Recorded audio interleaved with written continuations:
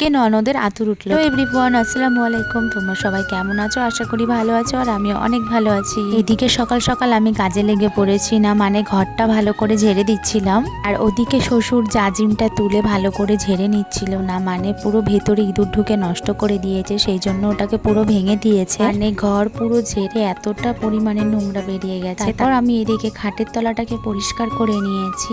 তো কদিন তো প্রচুর পরিমাণে বৃষ্টি হয়েছিল, আর এটা অনেক পুরনো ঘর, এই জন্য মেঝেটা পুরো ড্যাম পড়ে গেছে। তো এইদিকে সবকিছু আমার পরিষ্কার করা কমপ্লিট হয়ে গেছে। ওইদিকে আমি আলমারির সবকিছুই মুছে নিয়েছি।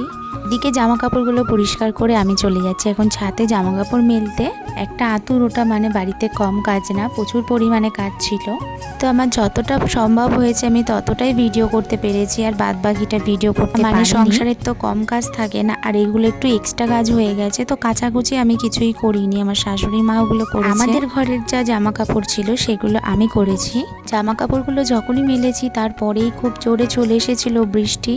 সংসারের মোটামুটি সব কাজই কমপ্লিট হয়ে গেছে। তারপর এদিকে বড় নন্দাই নিয়ে চলে এসেছিল কিছু মাছ। এখানে ইলিশ মাছ আছে আর পমপ্লেট মাছ আছে, আর পমপ্লেট মাছটা তোমাদের দাদাভাই খেতে খুবই ভালোবাসে। মাছগুলো কেটে ধুয়ে শাশুড়িকে দিয়ে এসেছি, শাশুড়ি রান্না করবে সেই জন্য। আর আমি এদিকে গোসল করে চলে এসেছি, যেহেতু আমাদের ঘরেরও সবকিছু আজকে পরিষ্কার করে নিয়েছি একেবারে, সেই জন্য ঘরটা প্রচন্ড অগোছালো ছিল। তো আমি নিজে গোসল করে চলে এসেছি, এখনো চাদরটা পাতা হয়নি। সব মেয়েদেরকে আমি একটাই সাজেশন দেব যে বাবার একটা ছেলেকে কোনোদিনও কেউ বিয়ে করো না, তাহলে একা হাতে সংসার সামলানোটা যে কতটা পরিমাণে কষ্ট সে একটা মেয়েই জানে। হয়তো আমাকে রান্না বান্নাটা করতে হয় না, কিন্তু আবার সবার কপালে সমান হয় না। কি মেয়েরা সংসারে যতই কাজ করুক না কেন, একটাই কথা শেষে শুনতে হবে, তোমার কি কাজ থাকে, কি এমন কাজ করো।